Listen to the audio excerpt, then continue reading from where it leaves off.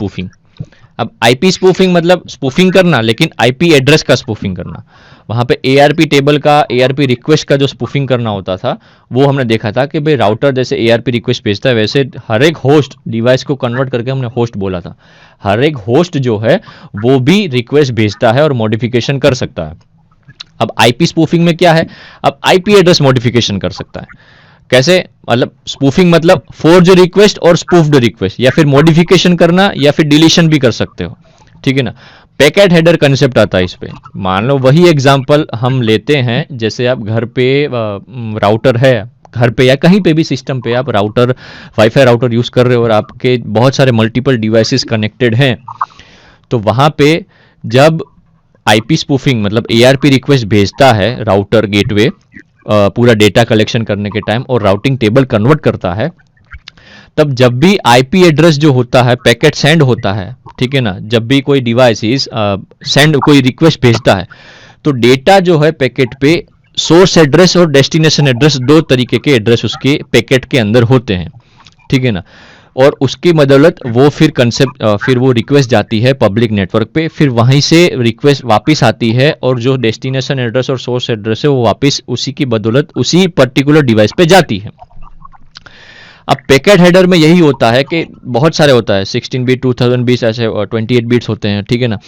अब source address और destination address के अंदर सोर्स एड्रेस का जो आईपी एड्रेस चेंज करने का प्रोसेस है उसको बोलते हैं आईपी स्पूफिंग, ठीक है ना। ये टेबल थ्रू ही कंसेप्ट होता है कि जब भी कोई एआरपी टेबल और एआरपी रिक्वेस्ट के अंदर आईपी एड्रेस और लिखते हैं, तो वहां पे आईपी एड्रेस भी चेंज करने का काम जो है अटैकर कर सकते हैं।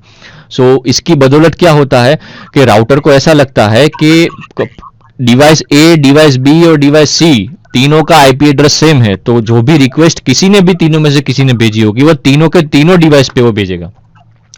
अब इसमें होता क्या है, इसमें मेन अटैक जो होता है बार बार आईपी एड्रेस चेंज करते रहना और रिक्वेस्ट भेजते रहना, तो इसकी बदौलत क्या होता है कि पर्टिकुलर अगर कोई सर्वर पे अगर ऐसी रिक्वेस्ट जा रही हो तो डॉस अटैक होने का भी चांसेस है। डीडोस नहीं, डॉस अटैक, क्योंकि हम सिंगल डिवाइस से इसको रिक्वेस्ट को भेज रहे हैं। डॉस मतलब डिनायल ऑफ सर्विस अटैक, ठीक है ना। कोई सिस्टम के ऊपर multiple request at a time भेजते रहना सिंगल डिवाइस के थ्रू, उसकी जो आईपी एड्रेस है वो चेंज करते रहना। लेकिन इसमें होता क्या है, फायरवॉल है वो डिटेक्ट नहीं कर पाता। क्यों? क्योंकि इसके अंदर जो सोर्स एड्रेस है ना वो चेंज होता रहता है, वो मल्टीपल चेंज करते रहते हैं, तो इसकी मदद से फायरवॉल डिटेक्ट नहीं कर पाता कि ये डॉस अटैक है कि नहीं, और वो जो रिक्वेस्ट को है वो प्रोसीड करता रहता है, ठीक है ना। आईपी एड्रेस को चेंज करना पैकेट के अंदर से सोर्स एड्रेस को, उसको बोलते हैं आईपी स्पूफिंग, ठीक है। इसमें एक और इसकी मदद से एक और चीज जुड़ती है दोस्तों, कि जब भी कोई ऑर्गेनाइजेशन अपना जो नेटवर्क क्रिएट करती है, तो हर एक डिवाइस का जो आईपी एड्रेस जो है डिवाइसेस के वो कलेक्ट कर देती है, to ensure every computer in the private network is authorised and also can use the network. तो हर एक डिवाइसेस के जो आईपी एड्रेस है वो कलेक्शन करके रखती है ताकि वो चेंजेस ना हो पाए। ज्यादातर लोग स्टैटिक आईपी का भी यूज करते हैं, ताकि स्टैटिक आईपी मतलब मैन्युअल आईपी डाल के, ताकि उसका पूरा डेटा कलेक्शन रहे।